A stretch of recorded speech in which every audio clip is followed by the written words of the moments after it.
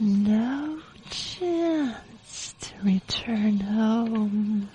No chance to return home. No chance to return home. Return home. Return home.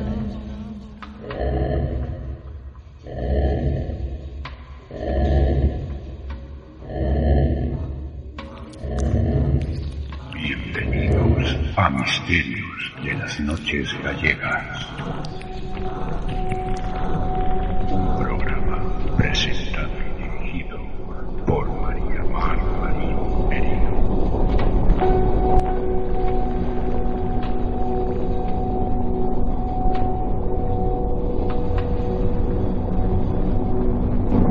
Sumérgete en los ecos de otra dimensión, en las entrañas de lo desconocido.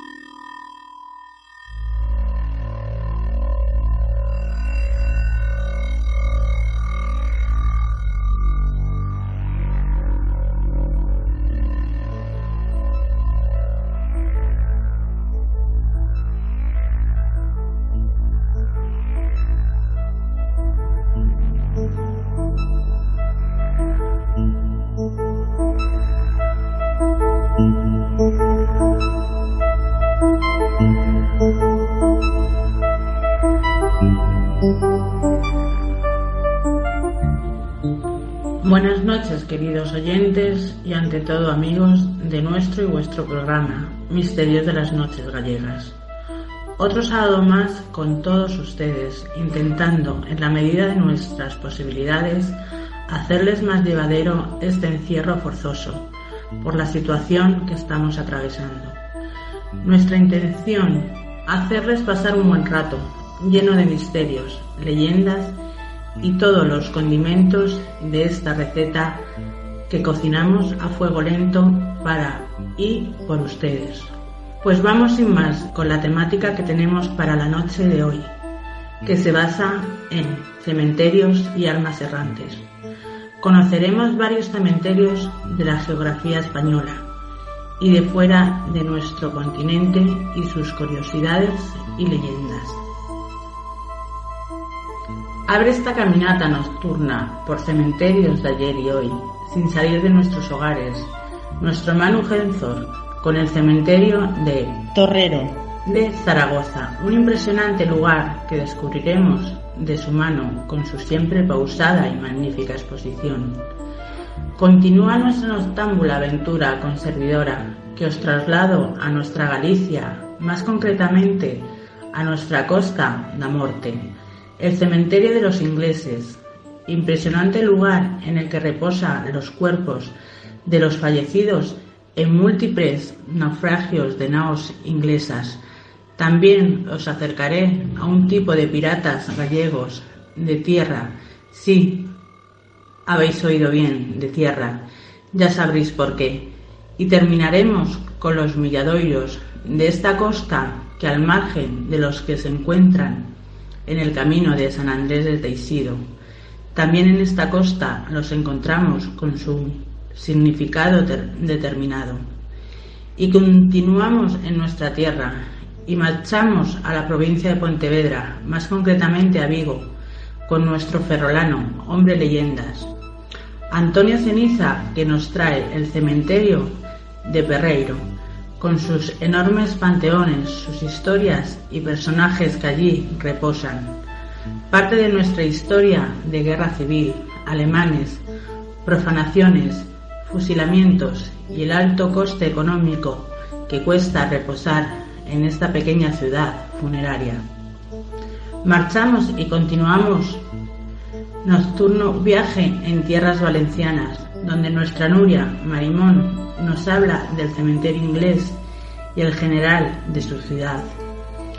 Retrocedemos de nuevo geográficamente y nos trasladamos a León con nuestro asturiano Miguel Ángel, que nos deleita con el cementerio de San Atilano y sus múltiples historias y almas errantes.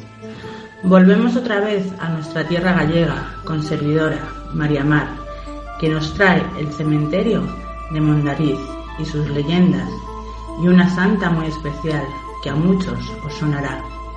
Volvamos a la costa ázabra, a tierras ferrolanas, otra vez con nuestro Antonio Ceniza, esta vez con la procesión das Sas, una santa compañía diferente, y cerramos programa marchando del continente y yendo a tierras americanas, donde desde Quito, Ecuador, nos espera nuestro hombre de las leyendas ecuatorianas, que esta vez con su peculiar narración y arte nos habla de la leyenda de la silla del cementerio. Manu, súbeme la sintonía que comenzamos. Entrando sintonía.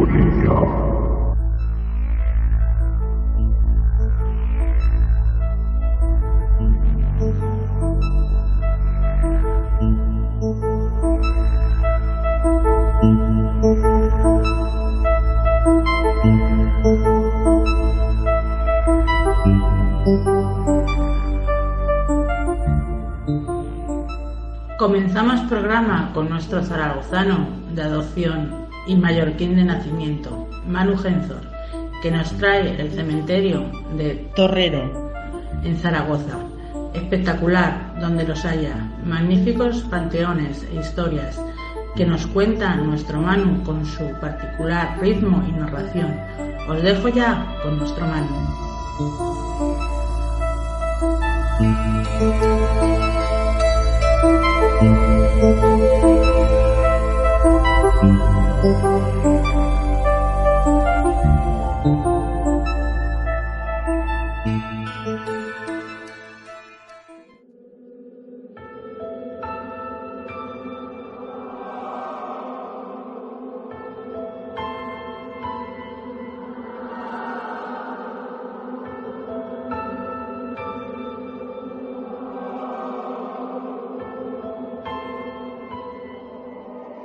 Muy buenas noches, mis queridos amigos y oyentes de Misterios de las Noches Gallegas. Bienvenidos nuevamente a mi sección. Hoy en este especial Cementerios y Almas Errantes. Hoy voy a hablaros de uno de los 2 cementerios de mi ciudad, que visité en varias ocasiones el pasado año 2015 para realizar un amplio reportaje del arte funerario con el que este camposanto cuenta. Dejando atrás viejos tabúes y supersticiones, en esta ocasión me adentro en el reino de los muertos, una ciudad paralela, repleta de secretos ocultos. Magníficas y ostentosas obras de arte desconocidas para la mayoría de la gente velan el eterno sueño de los muertos. Tumbas, esculturas, panteones y criptas nos muestran los más variopintos estilos arquitectónicos, entre los que destacan el neogótico y el neoegipcio, siempre con relevantes connotaciones cristianas.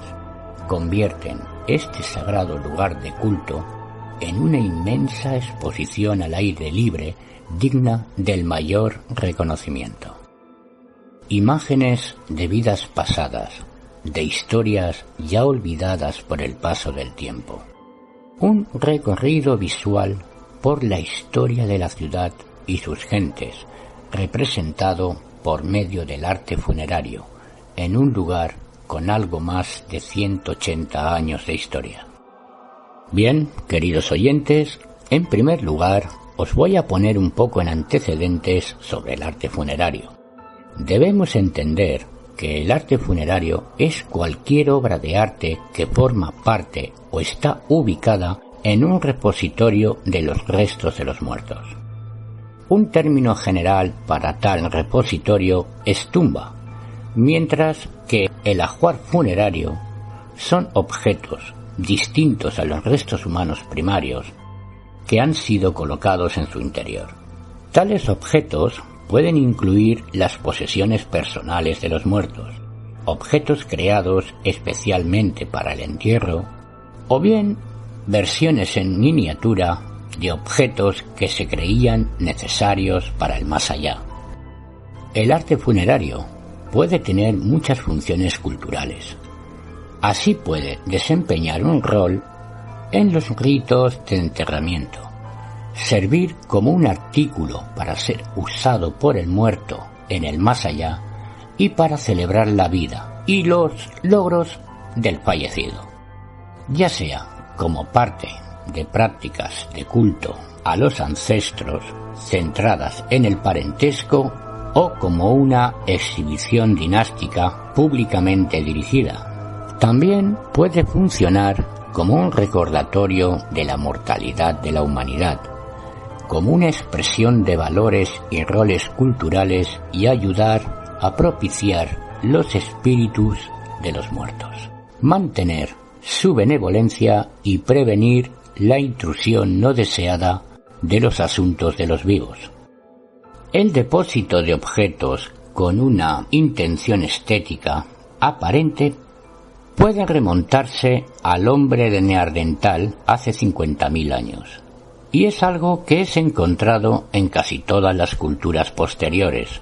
La cultura hindú es una excepción notable. Muchas de las creaciones artísticas más conocidas de esculturas pasadas, desde las pirámides de Egipto y el tesoro de Tutankamón, a los guerreros terracota que rodean la tumba del emperador Qin, el mausoleo de Halicarnaso, el Sutun Hu y el Taj Mahal. Son tumbas u objetos hallados al interior o alrededor de ellas. En la mayoría de los casos se produjo arte funerario especializado para la élite política y económica, aunque los entierros de personas ordinarias podían incluir monumentos y ajuares funerarios simples, usualmente de sus posesiones. Un factor importante en el desarrollo de las tradiciones de arte funerario es la división entre lo que estaba destinado a ser visible para los visitantes o el público tras la finalización de las ceremonias funerarias. El tesoro de Tutankamón, por ejemplo, si bien era excepcionalmente abundante, no tenía como intención ser visto otra vez por humanos después de haber sido depositado, mientras que el exterior de las pirámides fueron una demostración permanente y muy efectiva del poder de sus creadores. Una división similar puede ser observada en las tumbas del Lejano Oriente. En otras culturas, casi todo el arte relacionado con el enterramiento son excepción de limitados ajuares funerarios. Tenía como intención permanecer visible al público, o por lo menos a aquellos admitidos como custodios. En estas culturas florecieron tradiciones tales como los sarcófagos esculpidos y las tumbas monumentales de los griegos y romanos, y más tarde en el mundo cristiano.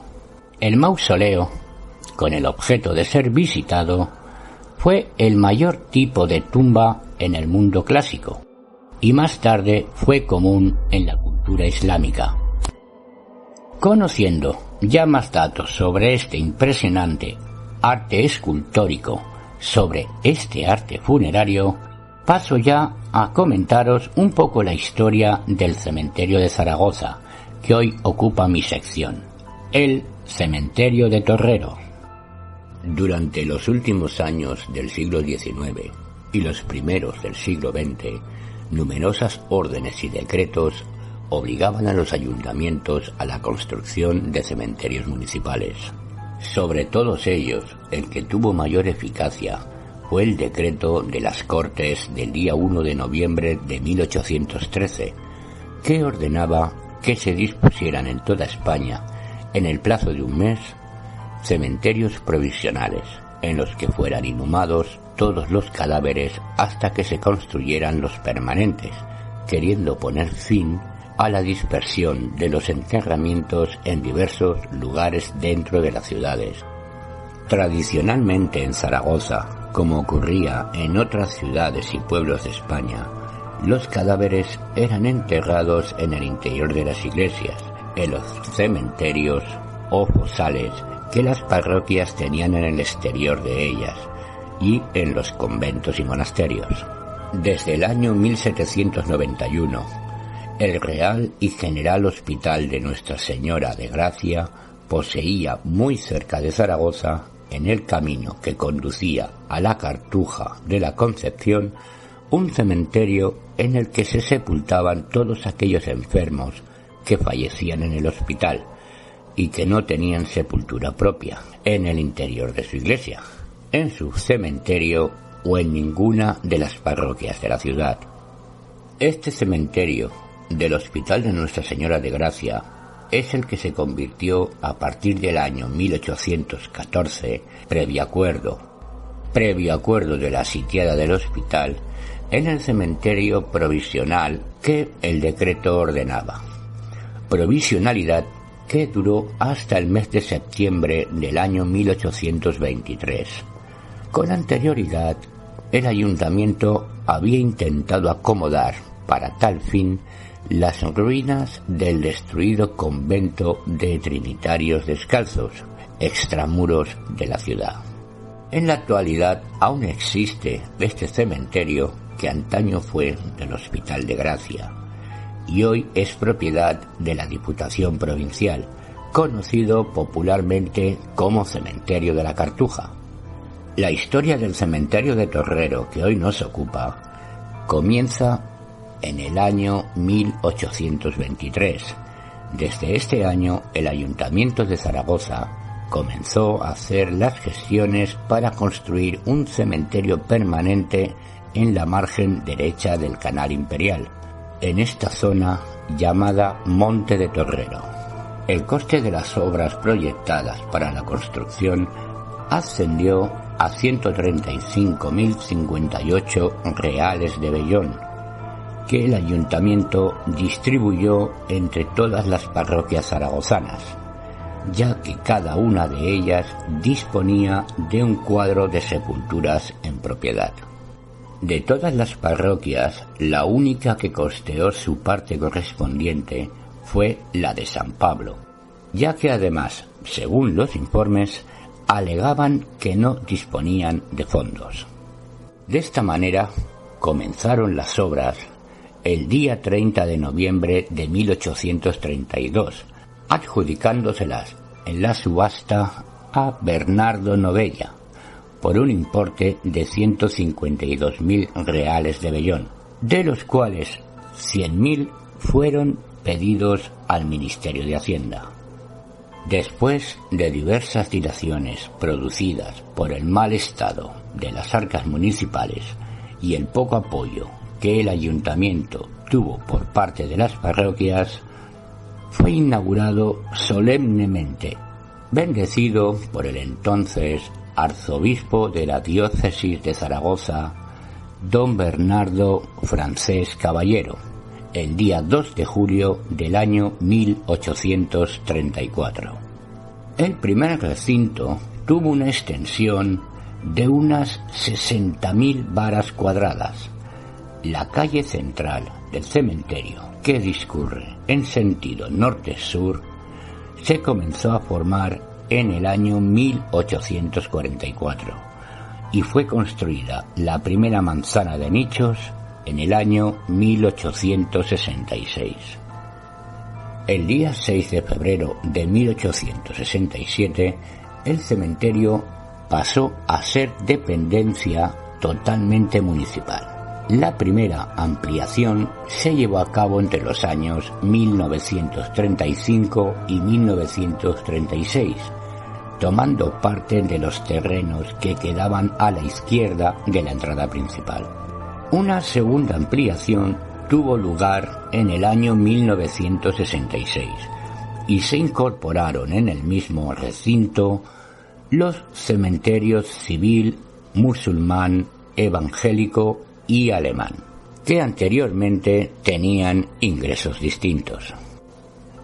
En la actualidad, el cementerio tiene una extensión de 405.642 metros cuadrados y dispone desde 1974 de un nuevo complejo funerario que incluye, además de los servicios tradicionales, 2 recintos comunitarios para realizar ceremonias de cualquier confesión religiosa, 4 velatorios con salas independientes para la exposición de los cadáveres, sala de autopsia, cámara frigorífica, horno crematorio y 3 despachos para celebrantes de distintas confesiones. Numerosos hombres ilustres han sido inhumados en el cementerio de Torrero a lo largo de su más de siglo y medio de existencia. De entre todos ellos podemos hacer mención de don Agustín Alcaide, condecorado por el general Palafox, don Miguel Salamero, defensor de la ciudad en el primero de sus sitios, los catedráticos Bruno Solano y Cosme Blasco y Val, este último cronista de la ciudad.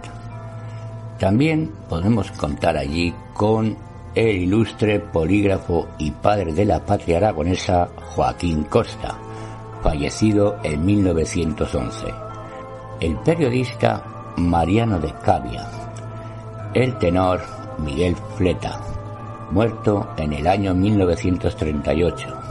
También está la pianista Pilar Bayona y, por último, don José Camón Aznar, fallecido en 1979, zaragozano ilustre que donó a Aragón su rica colección de arte, creándose con ella el Museo e Instituto de Humanidades que hoy lleva su nombre. Todos ellos y otros más recibieron sepulturas o terrenos gratuitos por parte del ayuntamiento, reconociendo de esta forma la gratitud de la ciudad por sus méritos. Los cementerios, desde su fundación, se convirtieron en lugares donde, en recuerdo de sus difuntos, se levantaban complejos monumentos funerarios en los que aunaba la arquitectura y la escultura. El cementerio de Torrero es un claro ejemplo de este tipo de ciudad de los muertos, donde florecen los bellos panteones y las capillas funerarias. Desde el punto de vista estructural, varios son los tipos de enterramientos que en él podemos encontrar. Podría ser el más sencillo, el tipo de fosa, cubierta por el panteón de piedra o simplemente con una cruz en la cabecera. Es este el enterramiento en tierra más generalizado. Para los miembros de una familia se dispuso la cripta subterránea, con nichos que al exterior puede estar cubierta con panteón.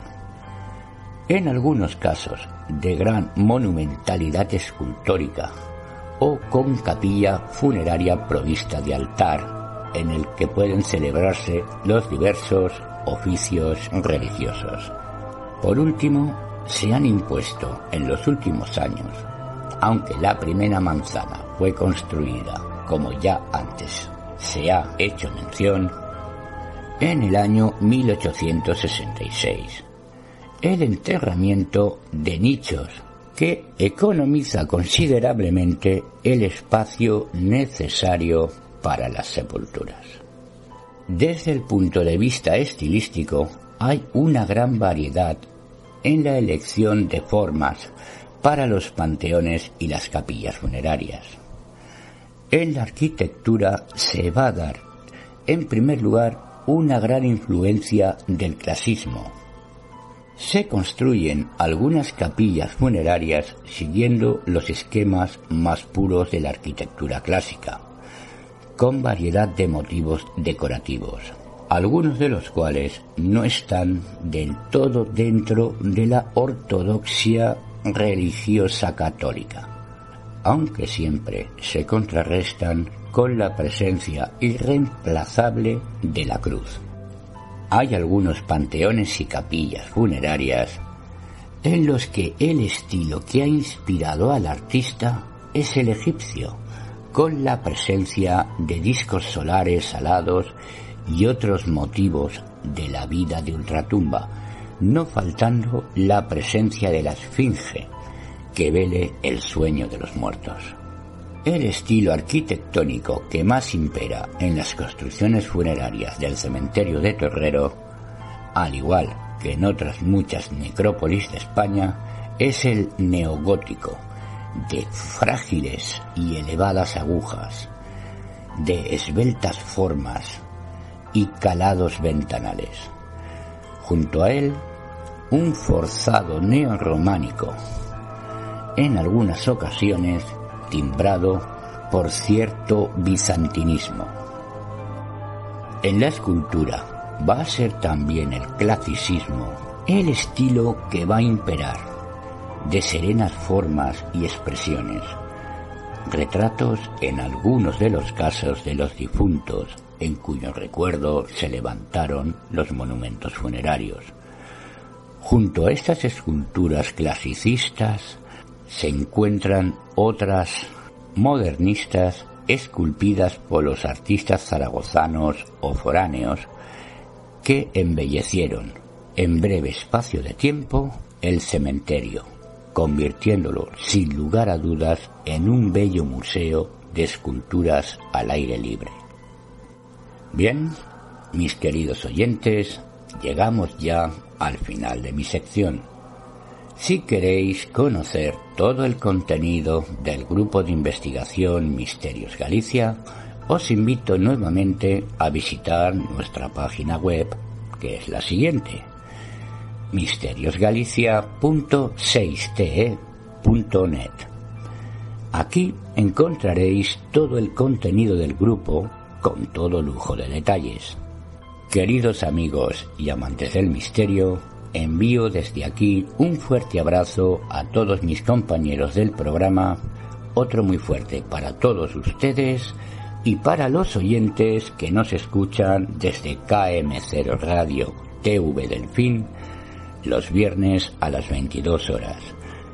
Soy Manu Genzor y os espero nuevamente en nuestro próximo programa.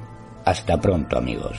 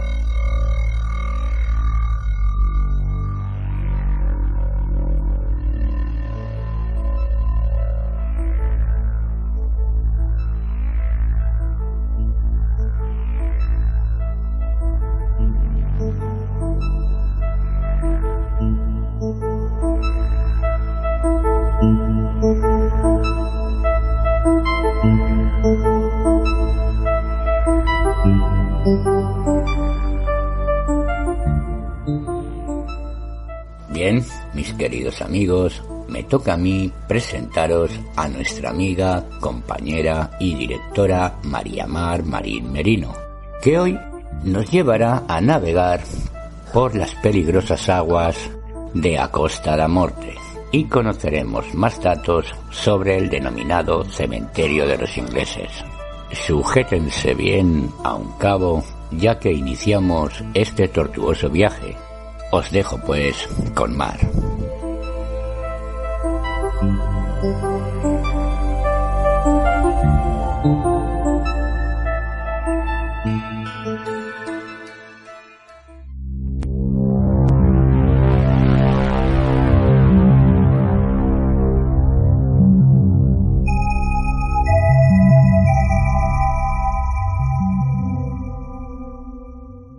Muchas gracias, compañero Manu, pues como él bien os ha comentado, yo os hablaré del cementerio de los ingleses de la Costa da Morte y de muchas más cosas, como por ejemplo los infernales naufragios de sus costas y de piratas, sí, habéis oído bien, de un tipo de piratas de tierras gallegos, los preideiros y raqueiros, también de la costumbre de los cientos de milladoiros que hay por la costa y lo que significan.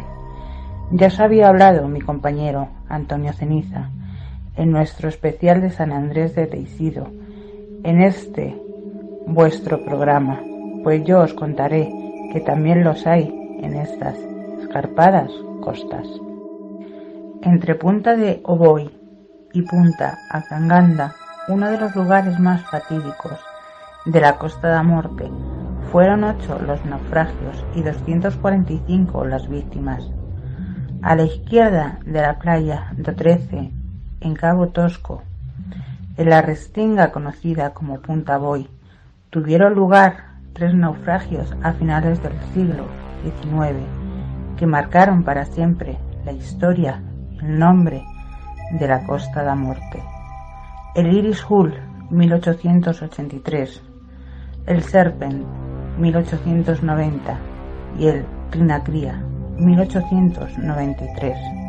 El cementerio de los ingleses es probablemente uno de los lugares del litoral gallego más inquietantes que se puede visitar.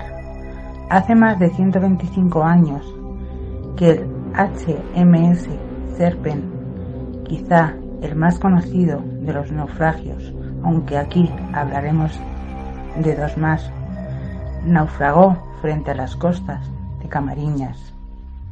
Bienvenidos a la Costa da Morte. El nombre de Costa da Morte no tendría ningún sentido más que el puro reclamo sensacionalista si sus costas no estuvieran salpicadas a lo largo de la historia por la sangre de marineros que osaron plantarle cara a sus afiladas rocas y fuertes oleajes. Los últimos siglos de fuertes temporales se han llevado la vida de centenares de personas en una de las zonas más convulsas, meteorológicamente hablando, de toda la costa española. De hecho, es aquí donde se ha registrado algunas de las mayores olas de todo el litoral español, por lo que es fácil imaginar qué puede hacer un simple temporal con cualquier barco desprevenido que se atreviera a pasar frente a esta costa. Es una zona verde, probablemente de las pocas que sobreviven a esta agresiva climatología. Se encontraba un cerco de muros de piedra rodeando y marcando la zona donde se encuentran enterrados los restos de los marineros que perdieron la vida en el naufragio del Serpent. En el centro de este recinto, un muro acotando una zona aún más pequeña diferenciaba la zona donde el capitán del barco y sus oficiales descansaban en su sueño eterno. Aunque aquí se recuerda este naufragio como hito simbólico, fueron en total 8 los barcos siniestrados de los que se tiene constancia y 245 las vidas que se saben que la mar se llevó. El Serpent. El buque Serpent era un barco de la corona británica, con una eslora de 75 metros y una dotación de 175 hombres. Había zarpado del puerto de Plymouth el 8 de noviembre de 1890, con un fuerte temporal del suroeste, capitaneado por el experimentado Henry L. Ross. Iba acompañado por el cañonero Langwin y se dirigía a Sierra Leona vía Madeira. A las 11 de la noche del 10 de noviembre se va contra las rocas de Punta Boy. Encajado entre las rocas, logra mantenerse en la superficie durante algo más de una hora, lanzando varios cabos que se rompían contra las rocas. Intentan arriar los botes, pero las olas los estrellan contra las rocas.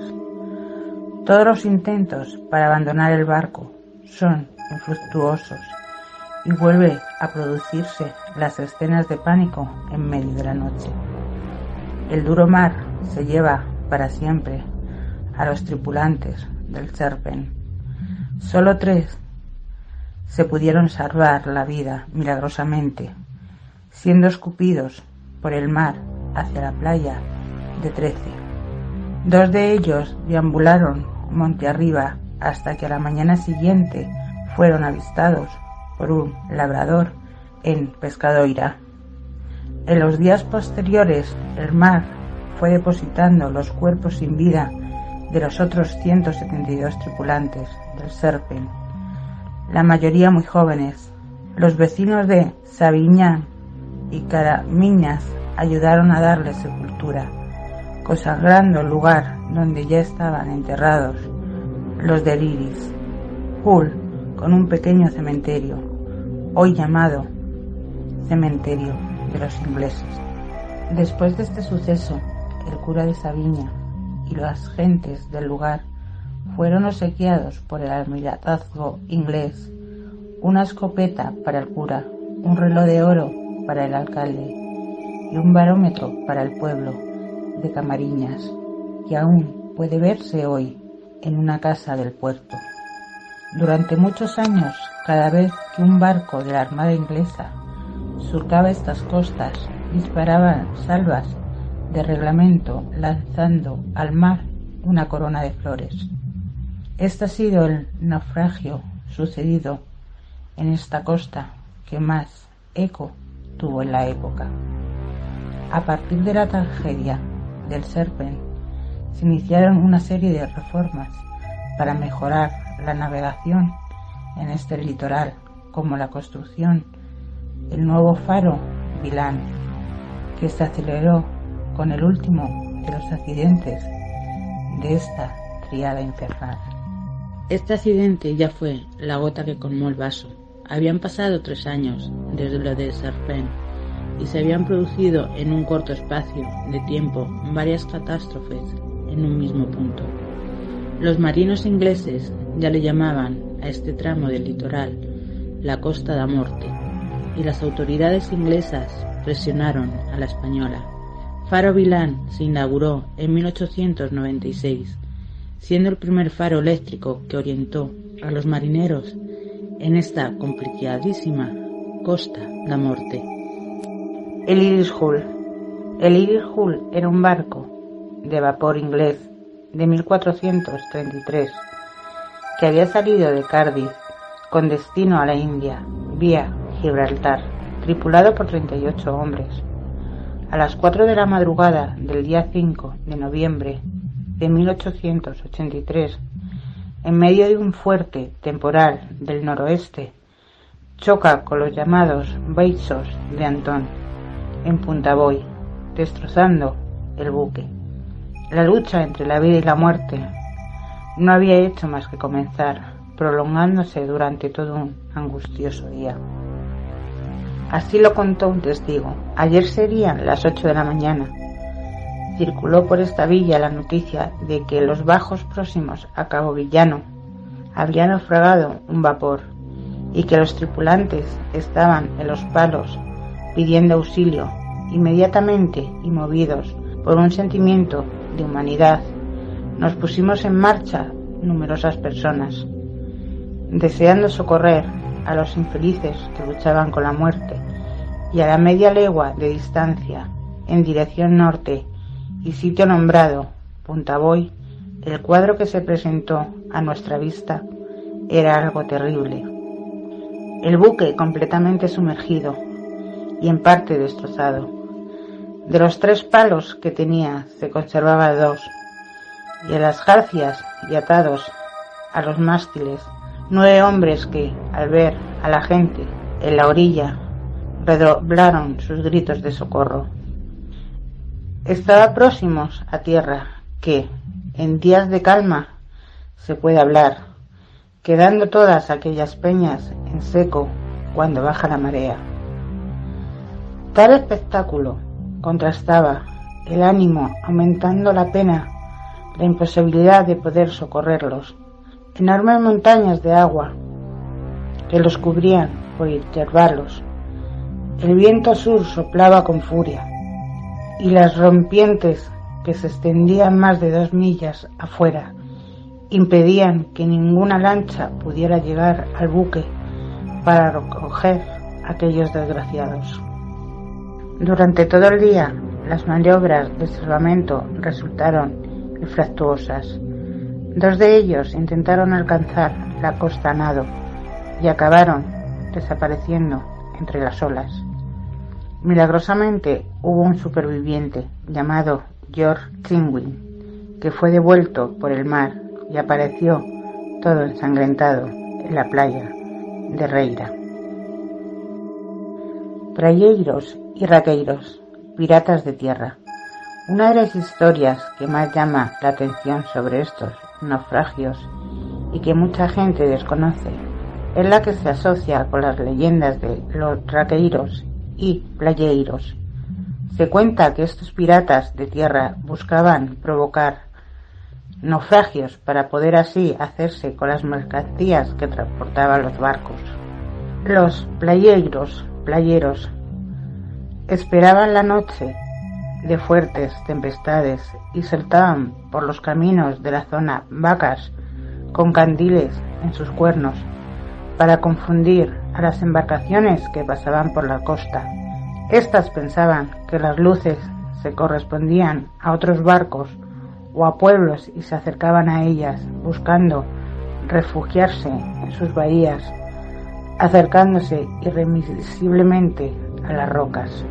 Después de que se estrellaran contra ellas, los saqueadores solo tenían que esperar a que la marea trajera los restos a la costa y pudieran llevarse todo aquello de valor que llevaran directamente a sus manos. Lo más increíble de todo esto es que, por si fuera poco, estas prácticas se movían en el umbral de la legalidad, ya que los gobernantes de las tierras de la zona tenían derecho a un porcentaje del valor de las mercancías del barco naufragado. Derechos de naufragio le llamaban. Le bastaba, por tanto, con mirar hacia otro lado y limitarse a recoger los beneficios, corruptelas y morales de la época. Los raqueiros seguían exactamente el mismo modus operandi, pero a diferencia de los praieiros, estos se aseguraban de dar muerte a los posibles supervivientes para garantizar que no podían hablar y delatarlos. Cientos de milladoiros resisten en pie las embestidas del mar. Al margen de las desgracias y calamidades a las que remite esta zona, uno de los espectáculos más curiosos es de la presencia de cientos de milladoiros por las zonas rocosas al pie de la ensenada. Los milladoiros son montones de piedras que comúnmente se colocaban en cruces de caminos. Cada caminante que pasaba dejaba una piedra sobre el montón. Es una costumbre, al parecer, de origen prerromano. De hecho, aquellos milladoiros que alcanzaban gran tamaño parece ser que fueron convertidos al cristianismo, al ser posteriormente coronados por una cruz. Los que se encuentren allí en plena costa escarpada y a pocos metros de donde rompe furioso el mar, son cientos de ellos, pequeños, pero extendiéndose por toda la zona. Son como pequeños testigos del movimiento constante y brusco de esta costa. El cementerio de los ingleses está incluido en la ruta europea de cementerios singulares, reconocida igual que el Camino de Santiago como itinerario cultural europeo. A la derecha del cementerio se encuentra el Monte Branco, la mayor duna rapante de Galicia, y a sus pies la mayor reserva de Camariñas, el augusto protegido que da nombre a Camarillas. Y eso es todo, queridos oyentes. Ahora sabéis más de esta, nuestra Costa da Morte, y por qué se llama así. Y eso, que solo os he contado 3 de los naufragios de barcos famosos, y de ahí también el nombre del cementerio de los ingleses.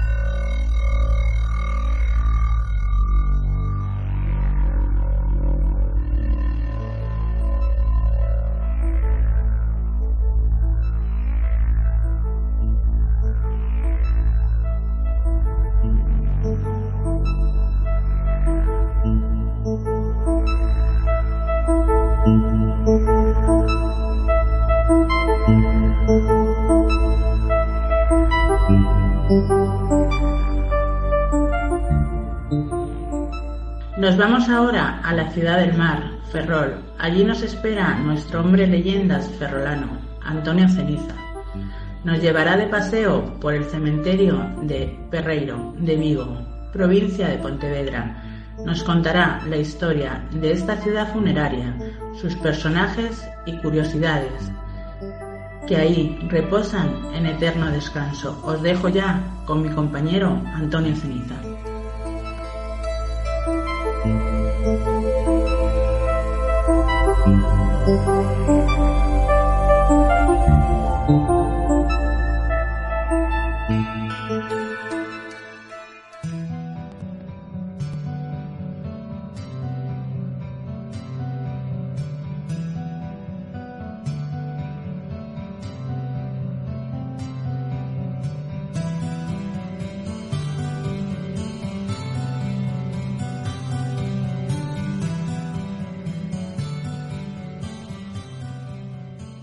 Hola amigos de Misterios de las Noches Gallegas. Pues como bien dice la directora y compañera María del Mar, yo os voy a hablar del cementerio de Pereiro, en Vigo. Su construcción se inició en 1896 y se inauguró el 19 de marzo de 1898. El arquitecto fue Genaro de la Fuente y su coste inicial fue de casi 100.000 pesetas. El cementerio tiene un plano cuadrangular con 2 grandes pasillos centrales en forma de cruz y otros 8 pasillos que dividen al cementerio en 16 zonas. Tiene unos impresionantes jardines con 14 especies de árboles distintas, siendo la más abundante los cipreses, la palmera canaria y las camelias. De los primeros ocupantes de Pereiro, en el mismo año de su creación, fueron 153 soldados españoles, algunos sin identificar, que fallecieron en Vigo tras ser repatriados de Cuba y Filipinas al terminar la guerra contra Estados Unidos. En un principio descansaron en enterramientos individuales y nichos, pero en 1913 sus restos fueron trasladados a un mausoleo erigido por la Cruz Roja junto a la entrada del cementerio. El mausoleo, obra del escultor Julio González Pola, tiene una lápida con la inscripción "La Cruz Roja de Vigo a los soldados repatriados de Cuba y Filipinas", que fallecieron en esta ciudad en 1898.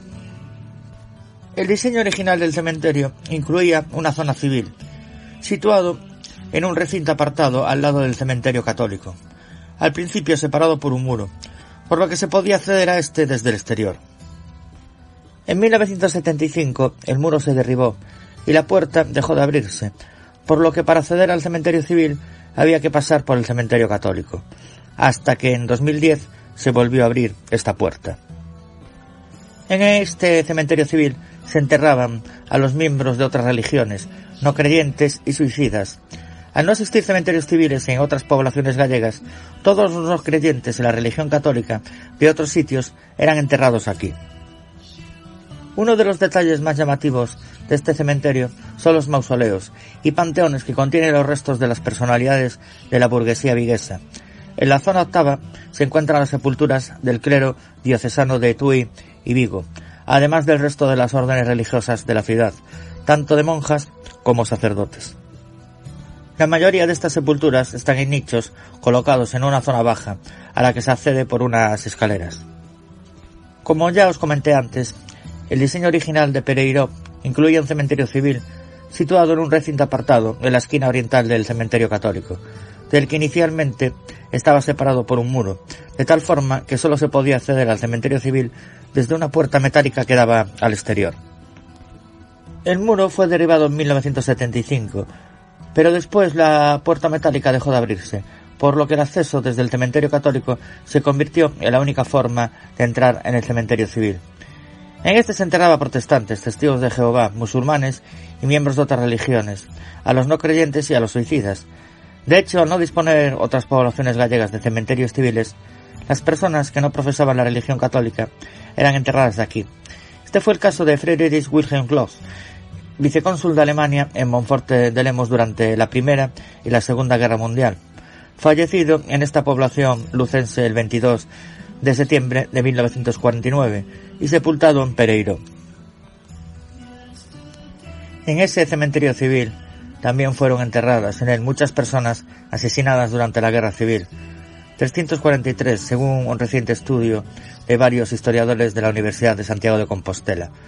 Los asesinatos se cometían justo al lado del lugar del enterramiento, pues los gruesos muros de Pereiró se utilizaron como paredones de fusilamiento.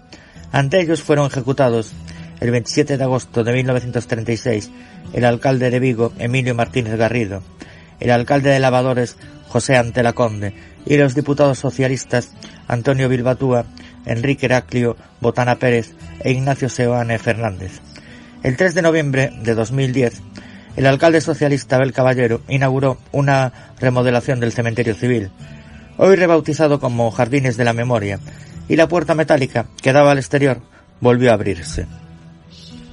La paradoja es que en esos mismos Jardines de la Memoria también se pueden ver los nombres de muchos protestantes que formaban parte de la nutrida colonia alemana de Vigo, algunos de ellos militares y diplomáticos que permanecieron en la ciudad tras la derrota de la Alemania nazi en la Segunda Guerra Mundial. Precisamente a comienzos de noviembre de 1938, durante la Guerra Civil Española, el acorazado alemán SMS Schleswig-Holstein visitó la ciudad y sus oficiales depositaron flores ante las tumbas de alemanes enterrados en Pereiró, acto en el que participaron mandos de la Falange y autoridades militares. Después de los asesinatos perpetrados ante sus muros durante la Guerra Civil, uno de los hechos más indignantes que ha presenciado este cementerio ya centenario fue la brutal profanación de la que fue víctima en la noche del 3 al 4 de octubre de 2006. Resultaron dañados un total de 150 panteones, tumbas, vidrieras, criptas y cruces. En total 78 cruces fueron derribadas o destrozadas, y las losas de algunas tumbas en tierra fueron salvajemente quebradas, hasta tal punto que aún hoy son claramente visibles los destrozos en las zonas 3, 8, 9, 10, 12, 13 y 14 del cementerio, y también en el cementerio civil, donde fue rota la lápida de una cripta, al día siguiente de cometerse esta brutal profanación. Unas semanas después fue detenido en Portugal un argentino de 31 años, residente en España, que confesó ser el autor de las profanaciones. El vándalo ya tenía antecedentes penales por violación y robo con violencia, y aseguró que las profanaciones las cometió dirigido por seres sobrenaturales. Uno de los detalles más llamativos de Pereiró son los grandes mausoleos y panteones familiares, que contienen los restos de grandes personalidades de la burguesía viguesa y de sus parientes. Nada más entrar en el cementerio está situado el mausoleo de la escritora ferrolana Concepción Arenal, 1820-1893, fallecida en Vigo, y en el lado opuesto se encuentra el del empresario berinés José García Barbón, 1831-1909, gran benefactor de la ciudad, y que hoy da nombre a una de las principales avenidas del centro urbano vigués. Su mausoleo es especialmente llamativo por su tamaño y también por la cripta situada en su inferior, con una bonita bóveda estrellada. Si el coste de la vida en España es cada vez mayor, morirse tampoco resulta barato, en el caso que nos ocupa, y según la ordenanza municipal de 2012 sobre cementerios, La concesión inicial de los nichos de propiedad municipal que hay en Pereiro es de 6 años y tiene un coste de 386,10 euros, renovable por 4 años más, por 258,85 euros. También hay nichos para niños pequeños o párvulos, cuya concesión por 6 años cuesta 213,45 euros, con un coste de renovación por 4 años de 213,45 euros. Una acción cada vez más usada son los ceniceros, en los que se depositan las urnas o las cenizas de los fallecidos que son incinerados. En Pereiro, la mayoría de los ceniceros están situados en los extremos de los bloques de nichos. Su coste es de 131,90 euros para los individuales y 238,60 euros para los dobles. También por 6 años, pudiendo renovarse por 4 años por 85,90 euros y 162,55 euros respectivamente. También hay concesiones por 50 años. Las de nichos cuestan 2.155 euros, las de ceniceros 375,90 y las parcelas a 375,90 euros el metro cuadrado. Por lo que señala la citada ordenanza, en este cementerio solo está autorizada la inhumación de fetos y de restos anatómicos en los mausoleos, las criptas y los panteones. La concesión o renovación de tumbas en tierra está hoy en día prohibida, y las que todavía existen no dejan de deteriorarse. Por triste que nos parezca, queridos oyentes, en los cementerios también existen los desahucios.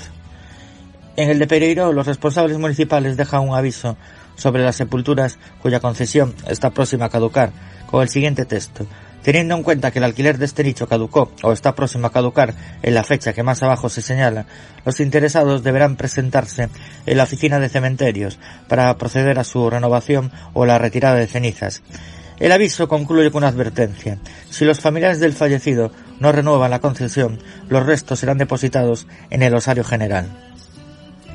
Dicho osario está situado en la esquina occidental del cementerio, en la zona octava. Este osario general es un gran sarcófago de piedra con un portón metálico en su techo, al que se accede por una escalera metálica situado entre el osario y el muro.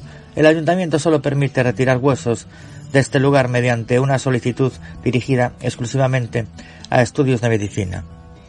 Otro detalle significativo de Pereiro es que entre sus muros, en la zona octava, se encuentran las sepulturas del clero diocesano de Tui y Vigo y de las órdenes religiosas de la ciudad, tanto masculinas como femeninas. La mayoría de estas sepulturas se encuentran situados en nichos colocados en un bajo, al que se accede mediante unas escaleras. En esta zona, muchos vigueses encontrarán nombres familiares y muy queridos, pues ahí están los restos de quienes se dedicaron durante tantos años a ayudar a los demás, atendiendo a los hambrientos, enfermos y personas sin techo, haciéndose cargo de la labor de la enseñanza en los colegios religiosos de Vigo, a oficiar misas, comuniones y bautizos, y también a llevar asistencia espiritual a enfermos y moribundos. Y hasta aquí mi exposición. Recordaros, queridos amigos oyentes, donde nos podéis encontrar, que es en la web del grupo de investigación Misterios Galicia, que es misteriosgalicia.6t.net, y también en el blog de nuestro grupo, que es Brujería Paranormal investigacionesmar2.wordpress.com, y a servidor lo podéis encontrar en mi página web, que es antonioceniza.6t.net. Un abrazo a María Mar y al resto de mis compañeros, y a ustedes, amigos oyentes.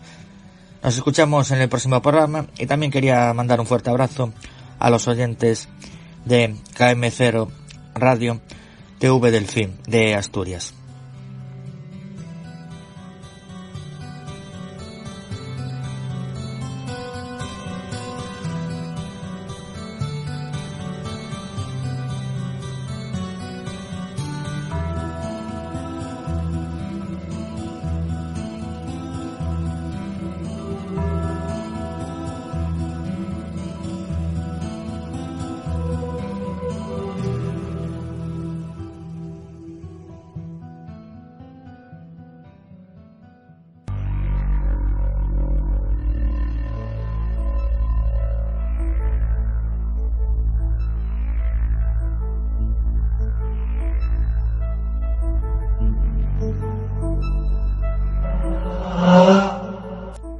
Estáis escuchando Misterios de las Noches Gallegas. podéis seguirnos en nuestra web oficial misteriosgalicia.6te.net y ahora también en KM0 Radio, todos los viernes a las 22 horas en km0radio.es.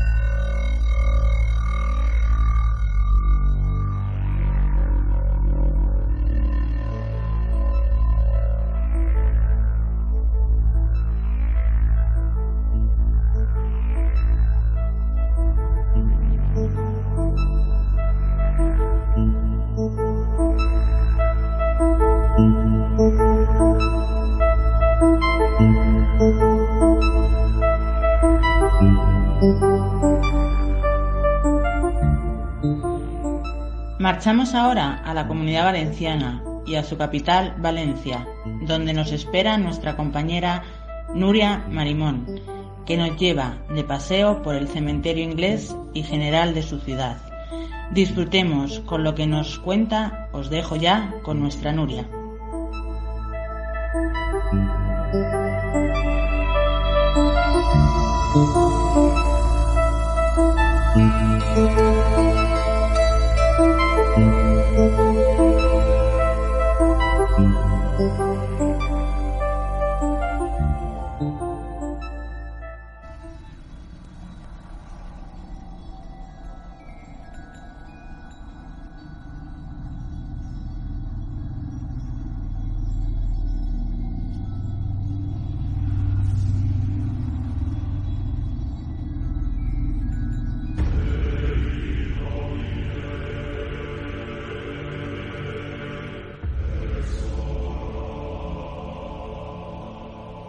Un saludo para todos los amigos y compañeros del misterio. Os relato el cementerio británico de Valencia, el cual, todavía abierto hoy para los entierros, es uno de los secretos mejor guardados de la ciudad y que demuestra que Valencia siempre ha tenido una gran población de extranjeros dedicados a todo tipo de actividades comerciales, en particular al desarrollo de los ferrocarriles y el puerto de Valencia. El cementerio suele estar cerrado con llave hoy en día, aunque una floristería y un fabricante de lápidas, ambos situados al lado del cementerio, tienen llaves. La entrada fue diseñada por el arquitecto valenciano Antonio Martorell Trilles y lleva fecha el 2 de abril de 1879.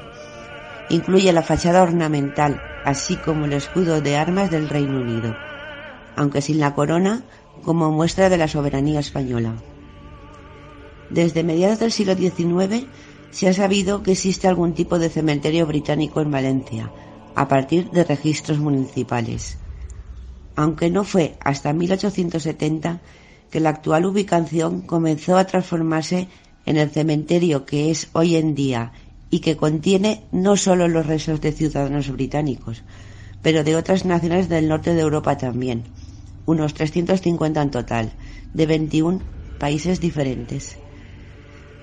Fue una gran parte la intervención del cónsul británico Enrique Dart y Anne Glynn, quien convirtió el cementerio actual en una realidad.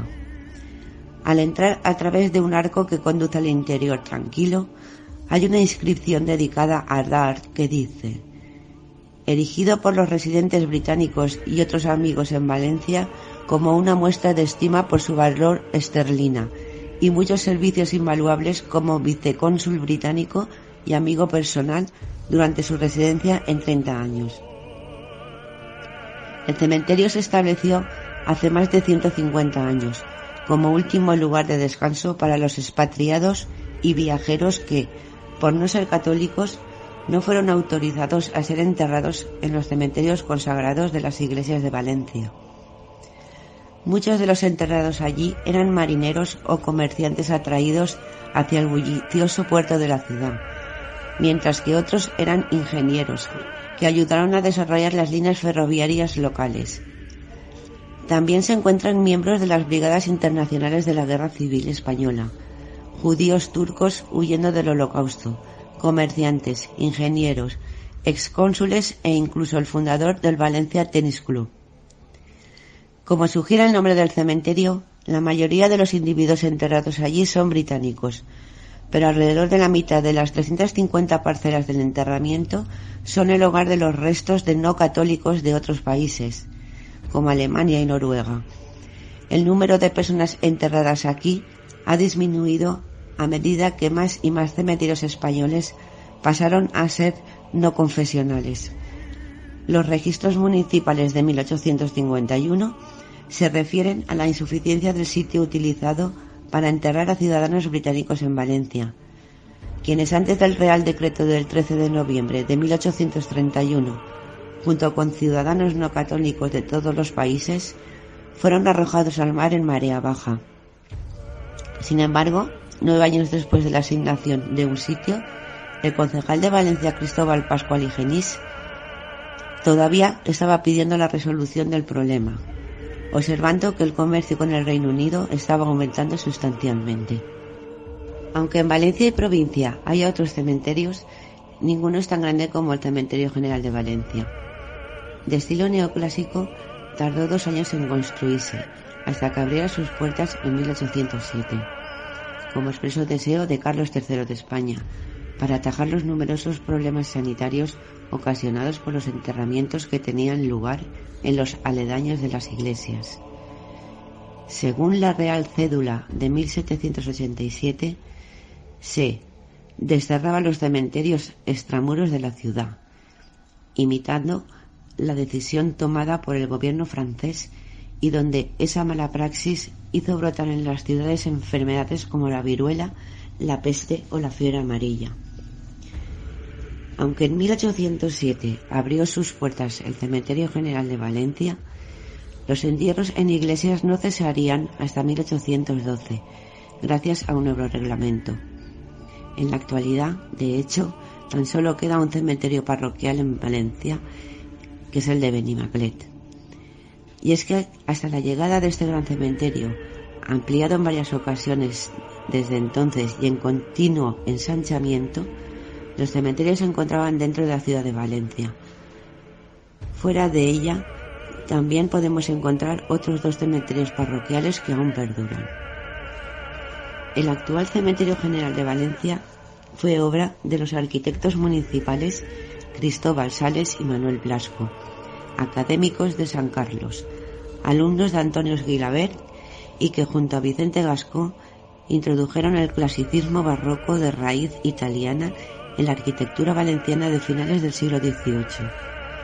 Cabe resaltar que el gran proyecto original nunca llegó a realizarse. De hecho, el actual iba a ser provisional, pero las penurias económicas y políticas del momento hicieron que se quedara fijo hasta nuestros días. Eso sí, remodelado y mejorado con el pasar de los siglos.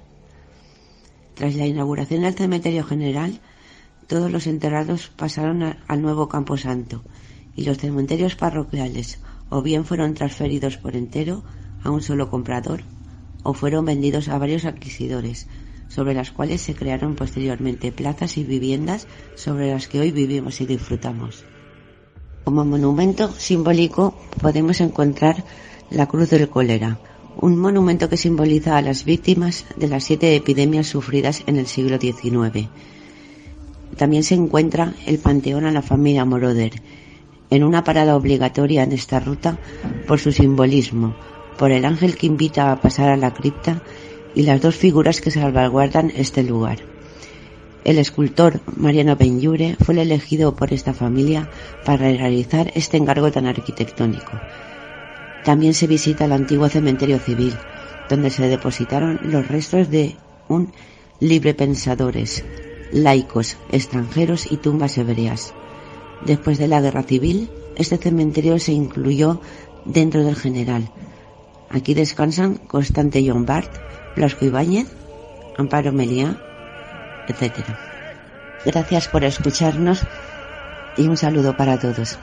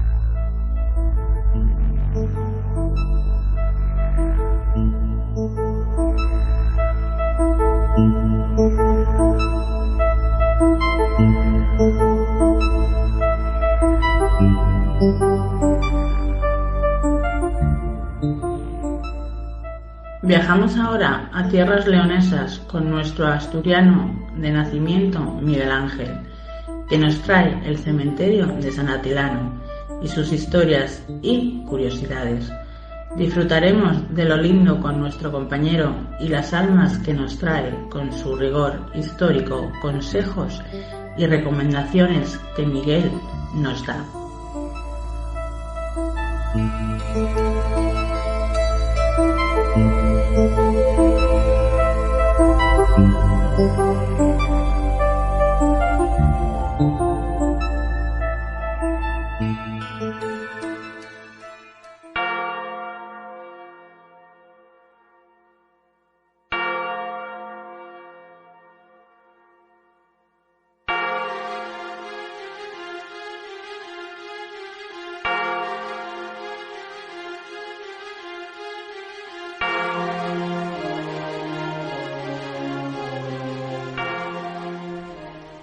Muchas gracias, Mar. Buenas noches, amigos y amigas de Misterios de las Noches Gallegas, oyentes también de KM0 Radio. Pues nada, de nuevo juntos. Y en esta ocasión para pasearnos por algunos cementerios con sus leyendas y sus tradiciones. Precisamente con una leyenda comenzamos nuestra sección de hoy. Cuenta esta leyenda que a San Atilano le nombraron obispo de la recién creada diócesis de Zamora. Él se sintió tan abrumado por la responsabilidad que lo primero que hizo fue poner tierra de por medio. El buen varón emprendió el camino a Jerusalén y al cruzar el Duero tiró el anillo que le distinguía como mitrado a sus aguas. Si algún día vuelvo a encontrar este anillo, dicen que dijo, asumiré la misión que se me ha encomendado. Nadie sabe cuánto tiempo estuvo caminando, ni hasta qué lugar exacto le condujeron sus pasos. Sí es conocido que, cuando se arrepintió de su propósito, y fue consciente además de que las fuerzas no le daban para llegar a su destino, volvió sobre sus pasos, atrapado entre la frustración y la vergüenza. Se veían ya a lo lejos las murallas de Zamora, cuando entró a comer algo en una posada que había en las inmediaciones de la iglesia del Santo Sepulcro. Pidió un pescado y al abrirlo con los cubiertos encontró dentro el anillo que días atrás había arrojado al río. En ese preciso instante, todas las campanas de la vieja urbe voltearon y repicaron al unísono, y los ropajes del peregrino se trocaron en vestimentas episcopales. Acababa de cumplirse su propia profecía.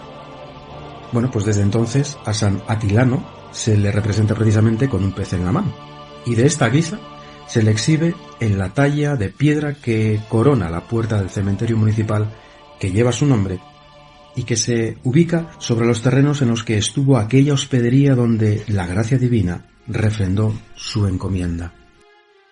La ermita del santo fue restaurada varias veces, mejorando retablo, los adornos. En 1740 se reedificó la fachada. Años después, la acumulación de tropas y pertrechos para la guerra de Portugal, exactamente en el año 1801, obligó a interrumpir por primera vez el culto en la ermita, ya que se utilizó para almacenar más de 100 toneladas de pólvora, llevando previamente los objetos sagrados a la iglesia del Santo Sepulcro. Peor destino le dieron los franceses durante la ocupación de la ciudad. La convirtieron en cuerpo de guardia y acabaron por desmantelarla, dejándola sin cubierta y ruinosa al abandonar nuestro territorio. Utilizando parte de la derruida iglesia de San Simón, se terminó el cementerio de San Atilano el año 1834. La necrópolis ocupa la última linde del barrio de Cabañales, al pie de una carretera que se alarga hacia el sur, buscando las tierras de Salamanca. El cementerio de Zamora es grande y sus tumbas se dividen en cuarteles, parcelas cuadrangulares en las que desgastadas lápidas de piedras conviven con mármoles recientes y lastrados con esmero. Casi en el centro, un altísimo ángel de madera que parece cumplir funciones de escolta y vigía en este rincón en el que solo las ramas de los árboles se mueven al compás que marca el viento. Se trata de una escultura que el artista Andrés Figuero labró aprovechando el tronco de un ciprés muerto y que sobrecoge cuando uno se le encuentra a medida que el bosque de cruces se disipa y se le ve emerger allá en lo alto, como el mascarón de proa de un barco timoneado por Caronte. El ángel de la luz, símbolo de la cofradía de las benditas ánimas de Zamora, que realizan en este cementerio una procesión que es única en España. Todos los días de difuntos, 2 de noviembre, sus 300 miembros rezan en el cementerio en silencio y con velas. Quiero leeros una crónica que aparece en Hostelería en Zamora del 2 de noviembre del año 2019 a cargo de Ana Pedrero para haceros una idea de lo que allí ocurre. La cofradía de las benditas ánimas ha recorrido esta noche las calles del cementerio de San Atilano con la imagen del Cristo de las Ánimas portado por 3 hermanos, iluminado tan solo con 2 teas y precedido del lúgubre sonido del viático. Centenares de velas conformaban una comitiva de luz entre las tumbas en una escena estremecedora que se produce cada 2 de noviembre al caer la noche, cuando los zamoranos rezan por los difuntos en el sagrado lugar donde descansan. A las 7 de la tarde comenzaba en la capilla del cementerio la Santa Misa organizada por la Hermandad de Jesús Luz y Vida, con la intervención de la Escola Gregoriana Gaudete. Posteriormente, la imagen del Jesús era ubicada en el crucero del Camposanto, junto al Cristo de las Ánimas, donde se concentraban los cofrades y asistentes para comenzar el rezo del rosario en el interior del cementerio en una noche de viento y permanente amenaza de lluvia. Los cipreses se recortaban contra el cielo como siluetas espectrales en una noche para la pena y también para la esperanza de los que creen. El silencio del recinto era roto por la oración en una noche en la que Zamora no deja a sus muertos tan solos.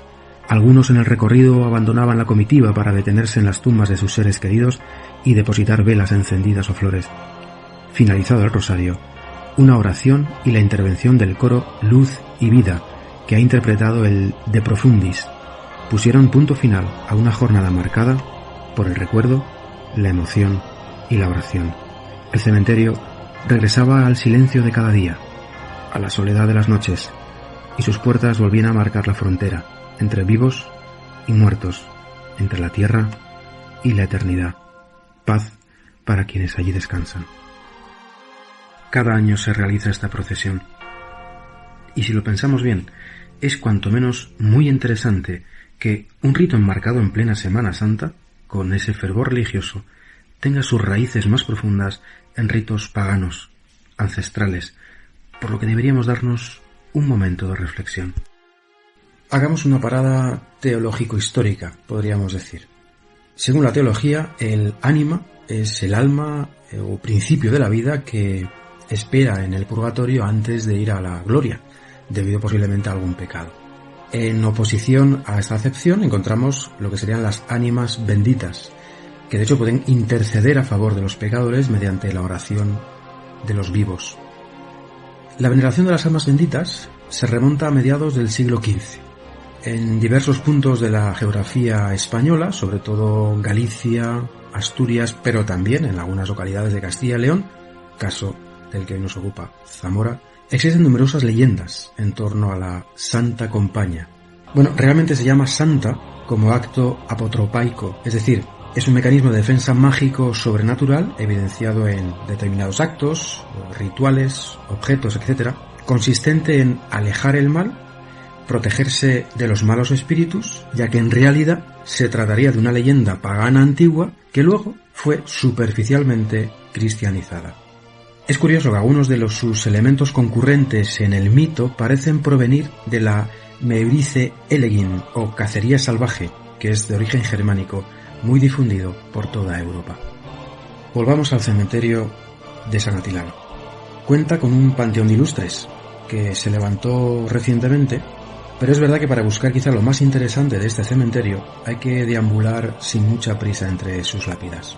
Según entramos, a mano izquierda, están las tumbas que han sobrevivido al tiempo, valga la paradoja, para conservar la memoria del camposanto que fue. En una de ellas leemos un nombre, María Dolores Primitiva, a la que dieron sepultura junto a la tapia en el año 1889, cuando contaba 17 meses de vida, donde una placa reza así: tendió al cielo sus alas, y aquí sus despojos descansan en paz. Lejos de allí, en unas labores rutinarias de limpieza, surgió un hallazgo inesperado. En una lápida ajada por el paso de los años, al pie de un raro monumento de piedra, troncos, trabajadores del ayuntamiento descifraron el nombre de Candelaria Ruiz del Árbol, una ilustre zamorana que se casó con el primer director del norte de Castilla, Sabino Herrero Olea, y promovió en su ciudad Zamora, a finales del siglo XIX, de varias casas baratas, lo que hoy podríamos decir serían viviendas sociales, que dieron cobijo a 6 familias. Ella murió en el año 1915 y su iniciativa ha terminado en la creación de un barrio entero en pleno casco urbano que lleva su nombre. Otro habitante ilustre que descansa aquí es el poeta Claudio Rodríguez, nacido en Zamora, enmarcado en la generación del 50, cuya tumba tiene grabado en letras de hierro el primer verso del Canto del Despertar. Dice así: el primer surco de hoy será mi cuerpo. Nombrado hijo predilecto de Zamora en 1989, hoy una serie de hitos que permiten a los viandantes seguir el curso de su biografía en la propia Zamora, desde la Casa Peña, en la que residió durante su infancia, hasta el merendero de las Pelambres, en el margen izquierdo del Duero, pasando por el Instituto Claudio Mojano o las aceñas medievales del barrio de Olivares. Falleció en el año 1999, publicando 5 libros, uno de los cuales, el primero concretamente, título Don de la Ebriedad, publicado en 1953, es valorado por la crítica como uno de los más brillantes de la lírica española en la segunda mitad del siglo XX. A unos pocos pasos, una sencilla sepultura acoge a los miembros de la familia Verdión. Pocos repararán en ella, porque no todos han oído hablar de su inquilino más notorio, el pianista Miguel Verdión. Despuntó bien joven, de hecho llegó a inaugurar el órgano de la catedral en 1919, y su maestría le terminó llevando por varios países. Conoció a lo más granado de la cultura del momento y todos los años ofrecía al menos un recital en su ciudad. La guerra civil dio al traste con todo. La muerte además de uno de sus grandes amigos, Federico García Lorca, le sumió en la depresión y el ostracismo. Tras la guerra, volvió a Zamora, se refugió en el domicilio familiar hasta su muerte en 1968. También él tiene una calle con su nombre. Encontramos también la tumba de Inocencio Aedo Ganza, conocido como el maestro Aedo, nacido en Santander, pero llegado a Zamora en el año 1896. Pronto se convirtió en un referente de la cultura local, dirigiendo la coral, poniendo en marcha la banda de música, dio lustre a la Semana Santa, incluyendo la marcha fúnebre de Thalberg en las procesiones. Recomiendo de verdad la escucha de esta pieza musical. La podéis encontrar fácilmente, por ejemplo, en la plataforma de YouTube, en un canal, el canal Marchas de Procesión. Repito, merece la pena su escucha. Y compuso además también obras como Las Tres Cruces, inspirada de hecho en los desfiles de Semana Santa. Él falleció en 1956. Hay otros personajes ilustres que descansan en este cementerio. Tenemos al escultor Eduardo Barrón, nacido en Moraleja del Vino, cuya obra más conocida, la estatua de Viriato, está instalada en la plaza del mismo nombre en Zamora, o Ramón Álvarez Moretón, nacido en Coreses en el año 1825. Un imaginero, cuenta con numerosos y famosos pasos de Semana Santa en Zamora. O Ramón Abrantes, escultor perteneciente a la denominada Escuela de San Ildefonso, que cuenta entre otras con la escultura de la Virgen de la Amargura, que desfila cada lunes santo en la Hermandad de Jesús en su tercera caída. Bueno, pues encaminamos nuestros pasos de nuevo a la entrada, en busca de la puerta por la que entramos al principio de esta sección. Salimos al exterior. Quienes no son se quedan al resguardo en su recinto, impasibles ante el frío del invierno o el calor del verano. Los que aún somos, alzamos la vista y al fondo vemos cómo se dibuja en el perfil de las Torres de Zamora sobre los resplandores propios de la meseta. Hasta aquí mi sección por hoy. Muchas gracias, amigos y amigas de Misterios de las Noches Gallegas, por vuestra atención. También, por supuesto, a todos los oyentes de KM0 Radio. Tengo que deciros que sin vosotros este trabajo tendría menos valor. Gracias, por lo tanto, de corazón. Y gracias, por supuesto, también a todos mis compañeros. Es muy emocionante y gratificante trabajar juntos. Soy Miguel y mi pasión es el misterio. Hasta la próxima.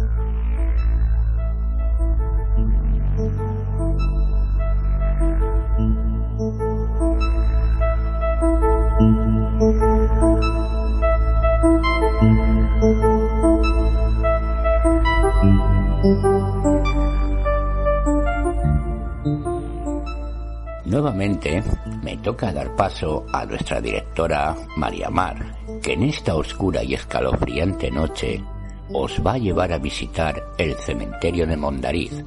Seguiremos con ella los pasos de Juan Luis Manrique. ¿Os atrevéis a seguirnos en esta oscura noche por tierras de Pontevedra? Si es así, os dejo pues con Mar.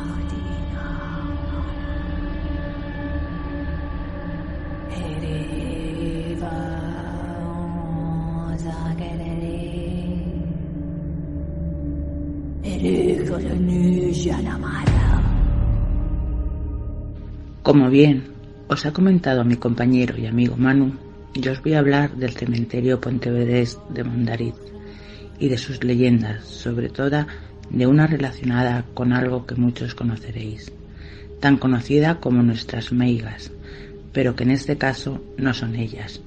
Solo os diré como avance que os voy a relatar la curiosa historia de Juan Luis Manríquez. Muchas son las leyendas de terror que tratan de cementerios en donde los mitos se van acrecentando con el tiempo, como lo es la leyenda del cementerio de Mondariz. Es tan conocida esta leyenda en España que muchos solos de escucharla se ponen a temblar. Cuentan que en los alrededores de Pontevedra, en Galicia, se encuentra uno de los cementerios más conocidos por sus historias de terror que cualquier otro panteón conocido. La historia de Juan Luis Manríquez, que junto con varios de sus amigos habían decidido irse de excursión a los grandes bosques de esa región de Galicia, la cual es conocida por todas las cosas inexplicables que pasan ahí. Llegando provisionalmente, antes de adentrarse al lugar de excursión, llegaron a un pueblo de nombre Mondariz y, como todo adolescente, ya estando en el hotel, se dispusieron a visitar los alrededores de la región, que son una vasta red de bosques y que con lo oscuro del paraje se perdieron, llegando al cementerio de Mondariz.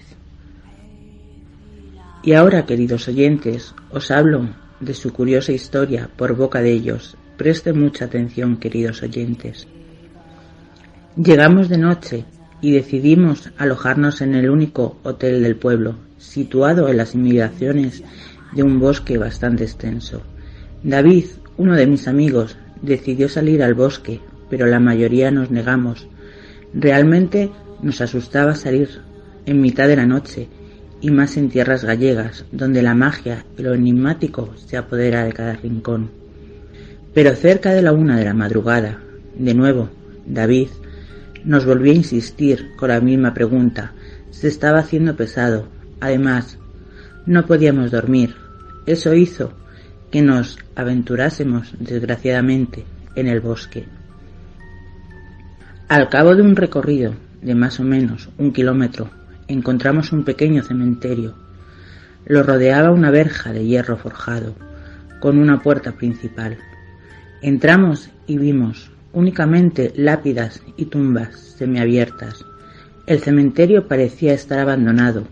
Al principio no nos ocurrió nada de nada, pero al salir del campo santo vimos a un señor correr, y sin parar de correr ni un instante nos dijo que nos escondiésemos, que si no lo hacíamos moriríamos. Nosotros nos empezamos a reír de él mientras se perdía en la oscuridad, y al recorrer unos pocos metros escuchamos una especie de murmullos. Al prestar más atención vimos un resplandor que se acercaba al mismo tiempo que escuchábamos unos pasos de personas. Entonces sí que nos asustamos. Instintivamente y como si todos hubiésemos quedado en acuerdo, entramos al cementerio de nuevo para escondernos. No quisimos mirar para ver qué era, solo estábamos callados y sentimos como cerca de nosotros pasó un grupo de gente y luego como los pasos se fueron alejando. Durante los intensos momentos sentimos todos un olor a corrompido y quemado. Cuando ya no escuchamos nada más, salimos y más adelante vimos unas huellas de paso marcados en el húmedo suelo. Se podía apreciar perfectamente que había pasado un grupo de gente y que su rastro se dirigía justo en la misma dirección donde se había escondido aquel señor que se fue corriendo. Finalmente salimos del bosque a eso de las 4 de la madrugada para regresar lo antes posible al hotel. Al entrar había un anciano que nada más vernos se nos puso a gritar, pidiendo explicaciones del por qué salíamos de noche al bosque. Le contamos lo sucedido y él empezó a rezar. Nos dijo algo así como que estábamos vivos de milagro. Le pedimos explicaciones. Se trata de una vieja leyenda de las enigmáticas tierras del norte de España. Según nos dijo, por las noches pocos son los valientes que se adentran en las profundidades de los bosques gallegos, y menos en luna llena. Puedes encontrar la muerte y vagar como alma en pena si te encuentras con ella, con la Santa Compañía. Si te ve, te entregan un hueso encendido a modo de antorcha y te unes a ella para vagar durante el resto de la eternidad junto a ella. No se puede mirar, y si te atreves a hacerlo deberás dibujar un círculo en el suelo y permanecer dentro hasta que pase de largo por delante de tus ojos. Y si no te atreves a mirar, escóndete y reza mucho para que no te vean. También nos dijo que ese cementerio estaba ahí solamente para los que fallecían víctima por la Santa Compañía. Dicen estar maldecidos y por eso están tan escondidos y apartados del pueblo. Y los pasos que escuchamos, según el anciano, pueden ser 2 causas: los pasos de la Santa Compañía o las ánimas que pasaron cerca de vosotros, o que las almas de los difuntos corrían huyendo de ella. No sabemos lo que realmente sucedió esa noche, pero nunca supimos nada de aquel señor que desapareció huyendo entre la oscuridad de aquel bosque maldito. Leyenda, cuento o realidad. ¿Vosotros qué pensáis, queridos oyentes? ¿Os apetecería pasear por ese bosque en las inmediaciones del cementerio de Mondariz a altas horas de la madrugada?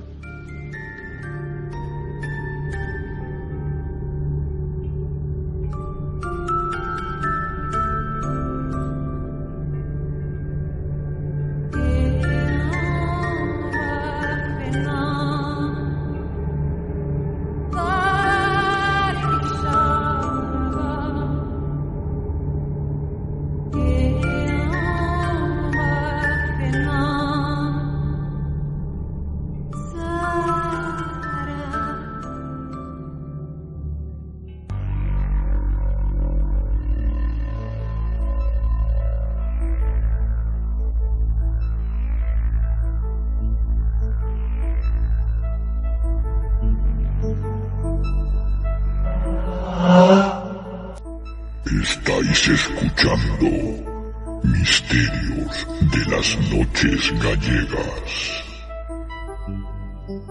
Podéis seguirnos en nuestra web oficial misteriosgalicia.6te.net y ahora también en KM0 Radio, todos los viernes a las 22 horas en km0radio.es.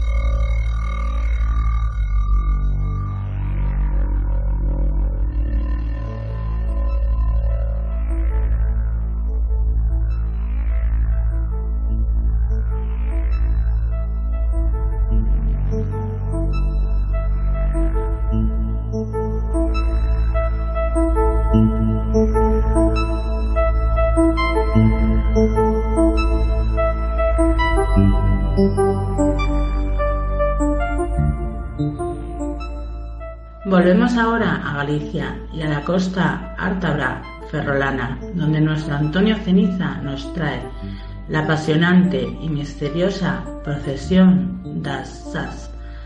Qué miedo pasaremos, porque según él me dice son los fantasmas de los vivos, y ya sabéis cómo se las gasta cuando las leyendas y cultura de la muerte se trata. Os dejo ya con mi compañero Antonio Ceniza.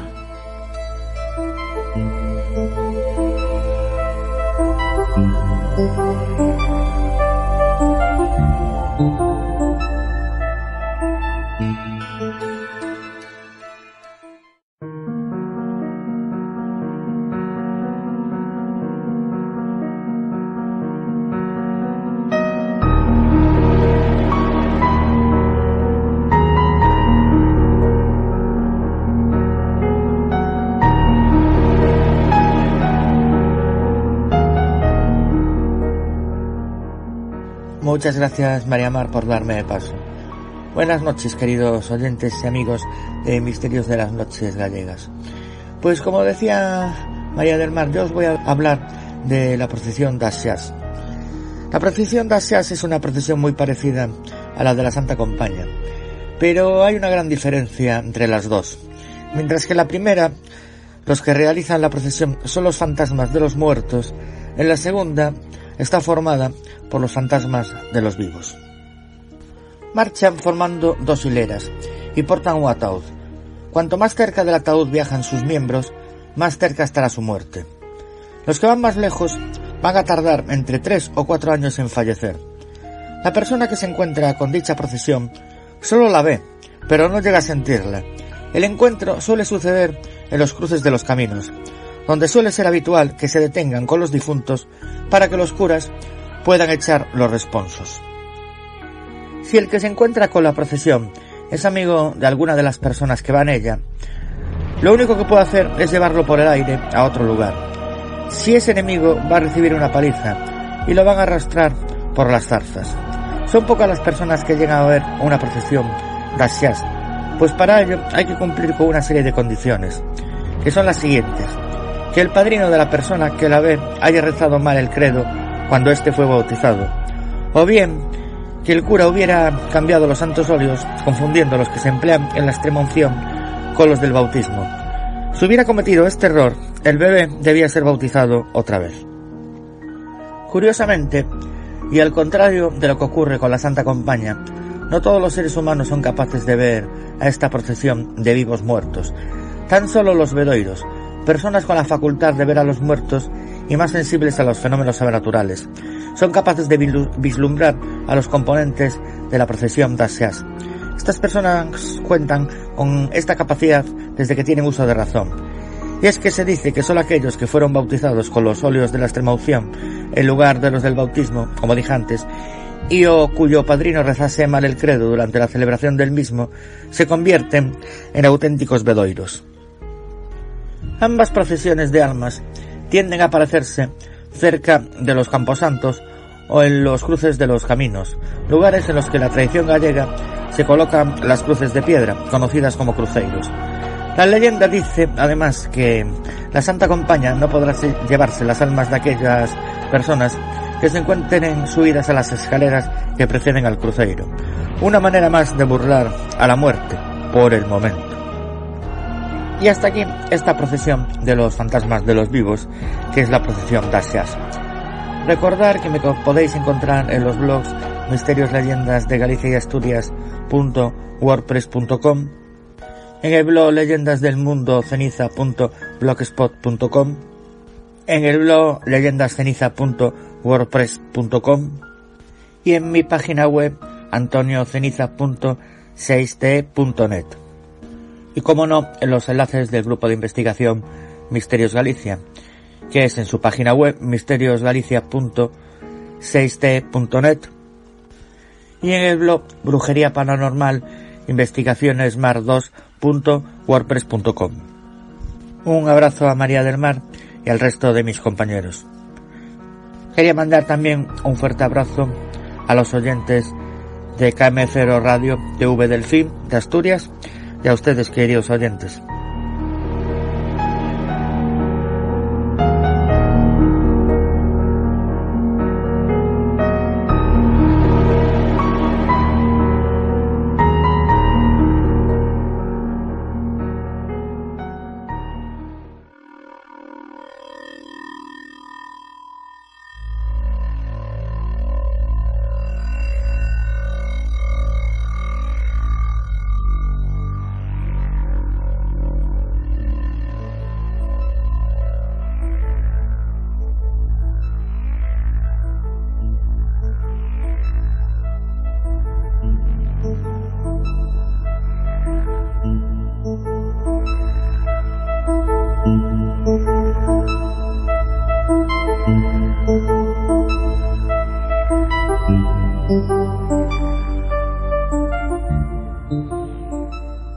Nos trasladamos ahora a otro continente.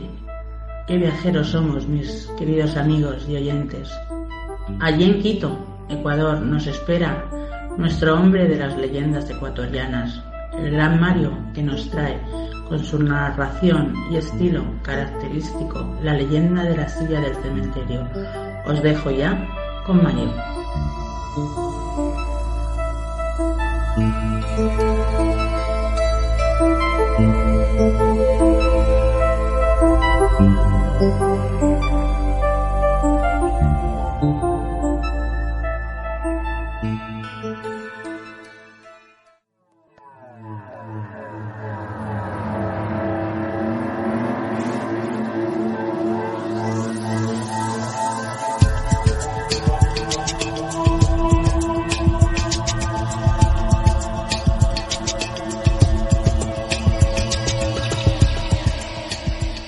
Buenas noches, mis queridos amigos y amigas del misterio.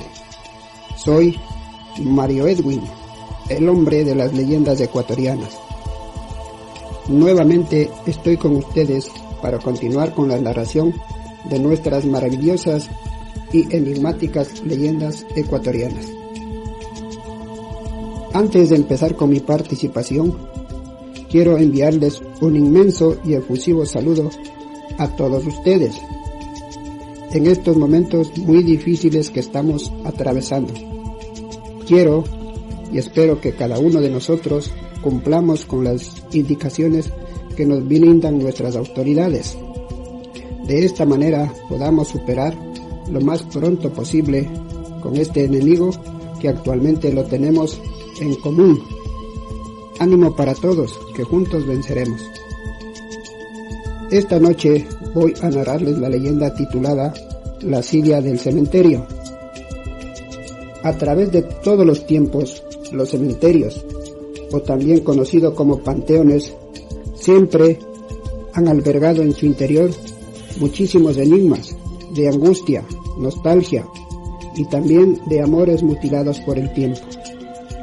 Es en su silencio implacable donde se mimetizan las energías de miles de personas y se esconden las vivencias de la vida y la muerte que convergen aquí. Por eso, cuando enterramos a una persona que tuvimos la oportunidad de conocerles, vamos al cementerio a darles el último adiós sin retorno. Algunos autores de leyendas ecuatorianas de miedo aseguran que el cementerio es un lugar donde se juntan miles de historias que indudablemente deben ser contadas. Es verdad, ya que si las estatuas del Campo Santo, las lápidas, pudieran hablar, hilvanarían imágenes que seguramente contarían crónicas fantásticas y enigmáticas, historias de fantasmas o entes que se aparecen en mitad de la noche. Por eso, hoy quiero compartir una leyenda que definitivamente demuestra que el verdadero amor eterno existe. Se trata de un matrimonio joven de origen alemán que por azares del destino habían llegado a la ciudad de Riobamba a finales del siglo XIX. Elizabeth y Joseph eran unos esposos jóvenes que cumplían una misión de ayuda social. Los dos compartían su amor y dedicación por causas nobles. Eran muy felices y se amaban con tan sinceridad que parecía que todo era perfecto en su vida. Sin embargo, esta alegría no duró mucho.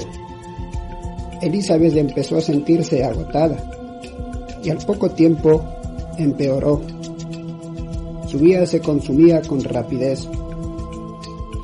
Ante la desesperación de su esposo, Joseph, que hacía todo lo imposible por mantenerla viva, pero lamentablemente no lo logró, porque Elizabeth finalmente murió.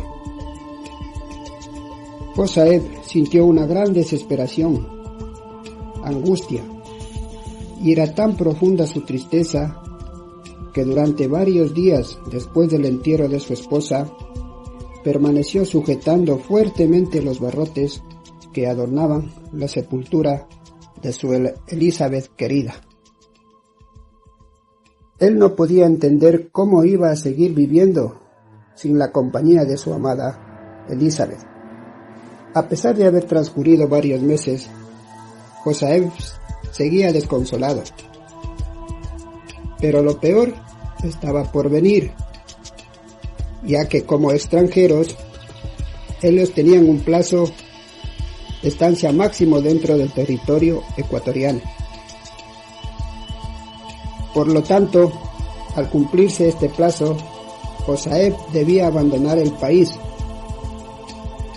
Sin embargo, él se negó rotundamente a dejar abandonada la tumba de su esposa, pues decía que no tenía para qué regresar a su país de origen, ya que aquí nadie lo esperaba. Al ver esto, las autoridades se compadecieron y le dejaron que siguiera visitando la tumba de su Elizabeth amada. Es por este motivo que decidió quedarse en la ciudad de Riobamba. Él acudía cada día al cementerio. Siempre llevaba consigo una cilia. se sentaba frente a la tumba y durante muchas horas conversaba con Elizabeth. Muchas veces leía poemas de su libro favorito. Así pasaron 1, 2 y muchísimos años, hasta que finalmente el tiempo fue bueno con él y la muerte lo llegó. Y Josaeb por fin pudo estar junto a Elizabeth en la tierra de los muertos y del olvido. Fueron los propios sepultureros quienes le enterraron. Ellos fueron los verdaderos testigos de las visitas diarias del enamorado Josaeb. Por esta razón decidieron colocar la cilia en la tumba como tributo y reconocimiento al amor eterno expresado por él hacia Elizabeth. Cabe destacar que en el cementerio de la ciudad de Riobamba existe hasta ahora una cilia junto a una tumba, que es el mudo testigo de un amor eterno que ni el tiempo ni la muerte pudieron borrarlo. Gracias, mis queridos amigos y amigas del misterio, que nos siguen nuestros programas. Espero que esta historia de amor verdadero les haya gustado. Y recuerden, sigamos todos los consejos que nos dan en estos momentos extremadamente graves, pues ello nos permitirá vencer esta situación. Hasta la próxima, mis queridos amigos, y adelante.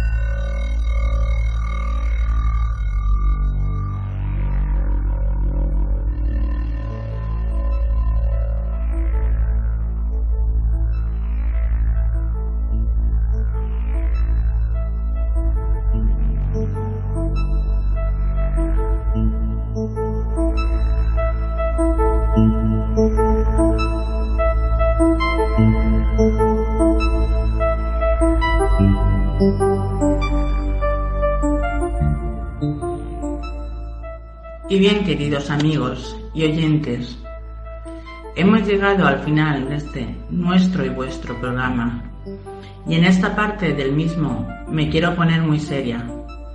Este programa de hoy va dedicado a la memoria del padre de uno de nuestros compañeros, Manu Genzor, cuyo padre ha cruzado esta semana a la otra orilla. Todos los que hacemos posible el grupo de investigación Misterios Galicia y el podcast Misterios de las Noches Gallegas, estas 11 personas, compañeros, pero sobre todo amigos, queremos lamentar la pérdida irreparable que ha sufrido nuestro compañero. Y desde aquí mandamos un fuerte abrazo a su papi, allá donde esté, a nuestro Manu y su familia, que están pasando estos duros momentos. Manu es un verdadero profesional y pese a la pérdida ha trabajado como el que más, montando el programa y no renunciando a su intervención en el mismo, sacando fuerzas de flaqueza en estos duros momentos. Fuerza que seguro le manda esa persona tan especial que seguirá velando por él. En mi nombre, María Mar, como directora y presentadora de este programa, y en nombre de tus amigos que hacemos posible este sueño que compartimos, solo decirte, Manu, mucha fuerza, mucho ánimo, y te queremos. Siempre nos tendrás para lo que necesites, querido amigo Manu. La muerte puede llevarse un cuerpo, pero jamás los recuerdos y su espíritu. Eso siempre prevalece, son eternos. Los recuerdos nos llenarán de alegría y nos consolará y su espíritu cuidará de nosotros donde quiera que Él esté. Y hasta aquí el programa en las noches de hoy.